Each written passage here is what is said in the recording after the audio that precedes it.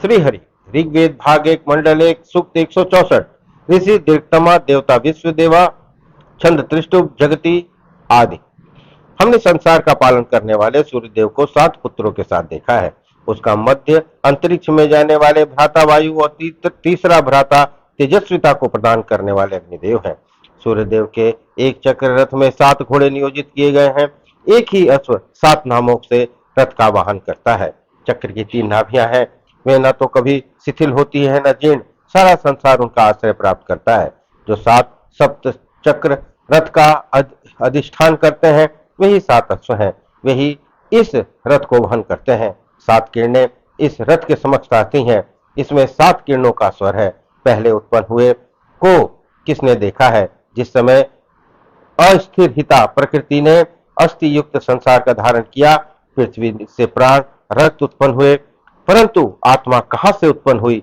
विद्वान के पास कौन इस विषय को जिज्ञासा करने जाएगा? मैं अज्ञानी हूं, कुछ समझ में न आने से पूछ रहा हूं।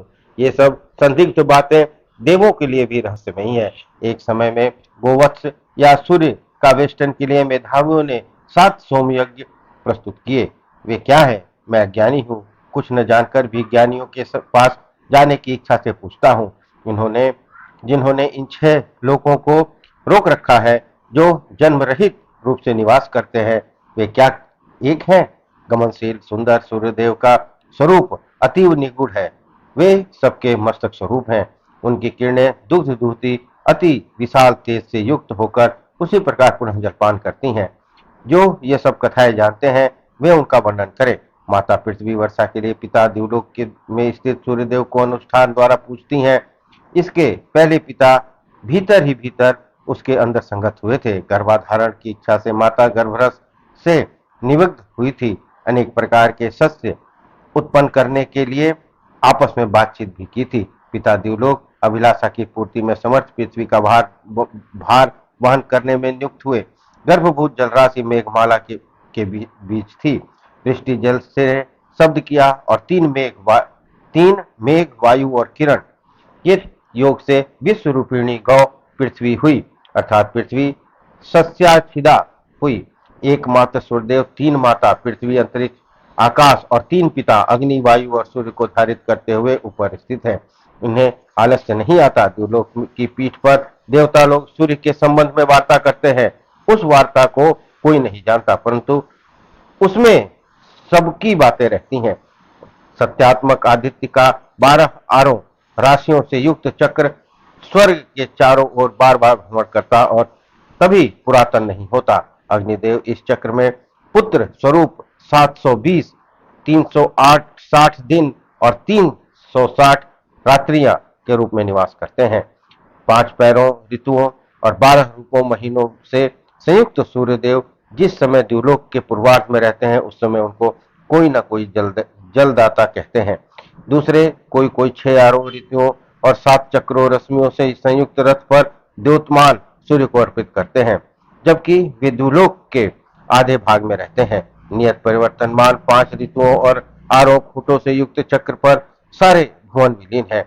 उनका अक्ष प्रभुत भारवान में नहीं थकता। उनकी नाभि सदा समान रहती है, कभी जीर्ण शीर्ण नहीं होती। समान नाभि से संयुक्त और अजीर्ण काल चक्र निरंतर भ्रमण करता रहता है। एक साथ 10 पंच लोकपाल और निषाद ब्राह्मण आदि पंचवर्ण ऊपर मिलकर पृथ्वी को धारित करते हैं। सूर्य का नेत्र रूप मंडल वर्षा के जल से छिप जाता है। समस्त प्राणी जगत भी उसमें विलीन हो जाता है। एक साथ जन्मे जोड़ से रहने वाले 6 और 7वां, ये सभी एक से उत्पन्न हुए हैं। परिवर्तित हुए रूपों में वे अपने अपने इष्ट कर्म में रथ अपने अपने धामों में उपस्थित होकर सक्रिय रहते हैं। किरणें स्त्री होकर भी पुरुष रूप है। वह सूक्ष्म दृष्टि युक्त ही देख सकते हैं। दूरदर्शी पुत्र ही उनका अनुभव कर सकते हैं। जो यह ज्ञान लेता है वह पिता का भी पिता हो जाता है। हे वत्स, अग्नि का पिछला भाग सामने के पैर से और सम्मुख भाग पीछे के पैर से धारण करते हुए गौ आदित्य रश्मि आहुति ऊपर की ओर जाती है। वह कहाँ जाती है? वह किस आधे भाग से परे निकलकर जन्म लेती है? समूह के बीच प्रसव नहीं करती। जो अधः स्थित अग्नि लोकपाल की सूर्य के साथ ऊर्ध्व स्थित की अधः स्थित के साथ उपासना करते हैं, वे ही मेधावी की तरह आचरण करते हैं। किसने ये सब बातें कही हैं? कहाँ से यह अद्भुत आचरण वाला मन उत्पन्न हुआ है, जिन्होंने जिन्हें विद्वान लोग अधोमुख कहते हैं, उन्हीं को ऊर्ध्वमुख भी कहते हैं, और उन्हें ऊर्ध्वमुख कहते हैं उसी को अधोमुख भी कहते हैं। हे सोम, आपने और इंद्रदेव ने जो मंडल द्वय निर्मित किया है, वह युग युक्त अश्व आदि की तरह समस्त संसार का भार वहन करता है। दो पक्षी, जीवात्मा और परमात्मा, मित्रता के साथ एक वृक्ष और शरीर में रहते हैं। उनमें एक जीवात्मा स्वादु पिप्पल का भक्षण करता है और दूसरा परमात्मा कुछ भी भक्षण नहीं करता, केवल दृष्टा है। जिनमें सुंदर गति रश्मियां कर्तव्य ज्ञान से अमृत का अंश लेकर सदैव जाती हैं, और जो धीर भाव से समस्त भुवनों की रक्षा करते हैं। मेरे अल्पज्ञ होने पर भी उन्होंने मुझे स्थापित किया है। जिस आदित्य वृक्ष पर जलग्राही किरणें रात में बैठती और संसार के ऊपर प्रातःकाल दीप्ति प्रकट करती हैं, विद्वान लोग उनका फल प्राण प्रापनीय बताते हैं। जो व्यक्ति पिता सूर्य और परमात्मा को नहीं जानता, वह इस फल को नहीं प्राप्त कर सकता। जो पृथ्वी पर गायत्री छंद, अंतरिक्ष में त्रिष्टुप छंद और आकाश में जगती छंद को स्थापित करने वाले को जान लेता है, वह देवताओं को प्राप्त कर लेता है। जिन्होंने अग्नि छंद द्वारा पूजन मंत्र की सृष्टि की, अर्चना मंत्र द्वारा सामवेद को बनाया, त्रिष्टुप द्वारा यजुर्वाक्यों की रचना की, द्विपाद और चतुष्पाद वचन के द्वारा अनुवाक और अक्षर योजन द्वारा सातों छंद की रचना की, ब्रह्मा जी ने सूर्य देवता के माध्यम से आकाश में जल को स्थिर कर रखा है। वर्षा के माध्यम से जल, सूर्य, पृथ्वी संयुक्त होते हैं, और सूर्य और द्यूलोक में सन्निहित प्राण जल वृष्टि के द्वारा पृथ्वी पर प्रकट होता है। गायत्री के 3 चरण ब्रह्मा के तेज से ही शक्ति पाते हैं। मैं इस दुग्धवती गौ को बुलाता हूँ। दूध दोहने में निपुण व्यक्ति उसे दुहता है। हमारे सोमरस के उत्तम भाग को सविता देव ग्रहण करें, क्योंकि उससे उनका तेज प्रवृद्ध होगा, इसलिए मैं उनका आह्वान करता हूँ। धनशाली गाय बछड़े के लिए मन ही मन व्याकुल होकर रंभाती हुई आती है। किसी भी वध न करने योग्य गौ को मानव समुदाय के महान सौभाग्य की वृद्धि करती हुई प्राचीन मात्रा में दुख प्रदान करती है। आंखें नीचे किए हुए बछड़े के पास जाकर गौ रंभाती है। बछड़े के सिर को चाटते हुए वात्सल्यपूर्ण शब्द प्रकट करती है। उसके मुंह के पास अपने दूध से भरे हुए थनों को ले जाती है और शब्द करती है। वह दुग्ध पान कराते हुए स्नेह के शब्द करते हुए अपने बछड़े को शांत करती है। गाय के चारों ओर घूमकर बछड़ा अव्यक्त शब्द करता है, और गोचर पृथ्वी पर गाय हम्बा शब्द करती है। गाय पशु ज्ञान द्वारा मनुष्यों को लज्जित करती है और द्योतमान होकर अपना रूप प्रकट करती है। श्वास प्रक्रिया द्वारा अस्तित्व में रहने वाला जीव जब शरीर में चला जाता है, तब वह शरीर गृह में निश्चल पड़ा रहता है। मरणशील इस शरीरों के साथ रहने वाले आत्मा अविनाशी है, अर्थात इसका कोई विनाश नहीं होता। इसलिए अविनाशी आत्मा अपनी धारण करने की शक्तियों से युक्त होकर सभी जगह भ्रमण करती है। सभी ओर फैलने वाली तेजस्विता को धारित करते हुए समस्त लोक में विराजित सूर्यदेव को हम जानते हैं। समीपस्थ दूरस्थ मार्गों में गतिमान सूर्यदेव हमेशा गति युक्त होकर रहकर भी कभी नहीं गिरते, क्योंकि वे संपूर्ण संसार का संरक्षण करते हैं। जिसने जीव को बनाया है वह भी इसे नहीं जानता, जिसने इसे देखा है वह उसे भी यह लुप्त रहता है। मातृयोनि के बीच में वेष्टित होकर यह प्रजाओं की उत्पत्ति करता हुआ स्वयं अस्तित्व खो देता है। मेरा स्वर्ग मेरा पालक और जनक है। पृथ्वी की नाभि मेरा मित्र है, और यह विस्तृत पृथ्वी मेरी माता है। आकाश और पृथ्वी के बीच अंतरिक्ष है, वहां पिता द्यू दूर स्थिता पृथ्वी के गर्भ उत्पादन करता है। मैं आपसे पूछता हूँ पृथ्वी का अंत कहाँ है। मैं आपसे पूछता हूँ संसार की नाभि उत्पत्ति स्थान कहाँ है। मैं आपसे पूछता हूँ सेचन समर्थ अश्व का रेत कहाँ है। मैं आपसे पूछता हूँ समस्त वाक्यों का परम स्थान कहाँ है।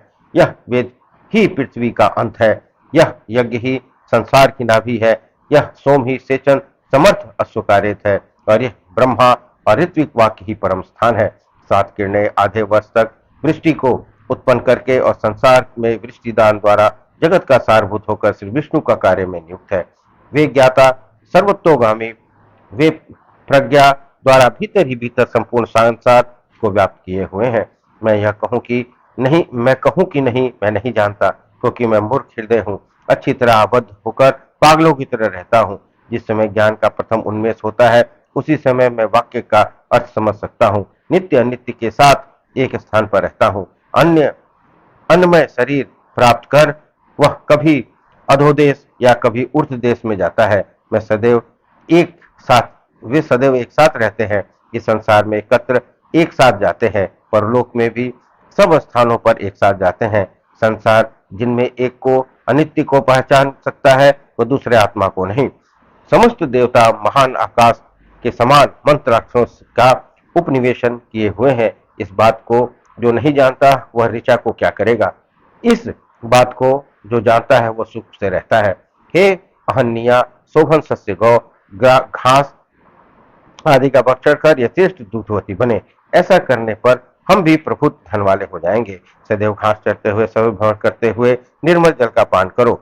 मेघ निनाद रूपिणी और अंतरिक्ष विहारिणी वाक जल वृष्टि की सृष्टि करते हुए शब्द करती हैं। वह कभी एक पदी, कभी द्विपदी, कभी चतुष्पदी, कभी अष्टपदी और कभी नौपदी होती हैं। कभी कभी तो सहस्त्राक्षर परिमिता होकर अंतरिक्ष के ऊपर स्थित होकर शब्द करती है। उसके पास से समस्त मेघ वर्षा करते हैं। उसी से चारों दिशाओं में आश्रित भूतों की रक्षा होती है। उसी से जल उत्पन्न होता है और उसी जल से सारे जीव प्राण धारण करते हैं। मैं पास ही सूखे गोबर से उत्पन्न धूम को देखा। चारों दिशाओं में व्याप्त निकृष्ट धूम के बाद अग्नि को देखा। पृथ्वी लोग शुक्ल वर्ण वृष और फलदाता सोम को पाक करते हैं।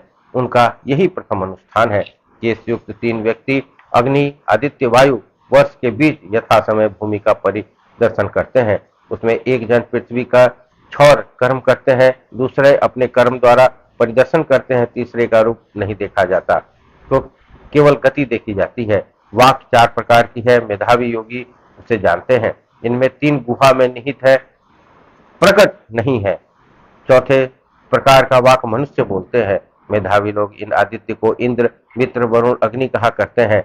ये स्वर्गीय पक्ष वाले गरुड़ और सुंदर गमन वाले हैं। वे ये एक हैं, तो भी इन्हें अनेक कहा गया है। इनमें अग्नि, यम, मातरिस्वा भी कहा जाता है। सुंदर गति वाली जलहारिणी सूर्य किरणें कृष्णवर्ण और नियति मेघ को जल पूर्ण करते हुए द्विलोक में गमन करती है। यह वृष्टि के स्थान से नीचे आती है और पृथ्वी को जल से अच्छी तरह भिगोती है। 12 परिधियां, रश्मियां, एक चंद्र वर्ष और 3 नाभियां हैं। यह बात कौन जानता है। इस चंद्र वर्ष में 360 खूंटे हैं। हे सरस्वती, आपके शरीर में रहने वाला जो गुण संसार को सुख कारण है, जिससे सारे वंदनीय धनों की आप रक्षा करती हैं, जो गुण बहुरत्नों का आधार है, जो समस्त धन प्राप्त किए दिए हुए हैं, जो कल्याणवाही है, इस समय हमारे पान के लिए उसे प्रकट करें। यजमानों ने अग्नि द्वारा यज्ञ किया है, क्योंकि वही प्रथम धर्म है। वह महात्म्य आकाश में एकत्रित है, जहाँ पहले से ही साधना करने वाले देवता निवास करते हैं। जल एक ही तरह का है, कभी ऊपर और कभी नीचे आता जाता है। प्रसन्नता देने वाले बादल भूमि को प्रसन्न करते हैं और अग्निदेव दुलोक को प्रसन्न करते हैं। सूर्यदेव स्वर्गीय सुख, सुंदर गति वाले गमनशील प्रकांड जल के गर्भोत्पादक और औषधियों के प्रकाशक हैं। वे वर्षा का जल द्वारा जलाशय को पूर्ण और नदी को पालित करते हैं। रक्षा के लिए हम उनका आह्वान करते हैं। इस प्रकार सूक्त 164 संपन्न हुआ। बोलिए सरस्वती माता की जय। श्री हरि।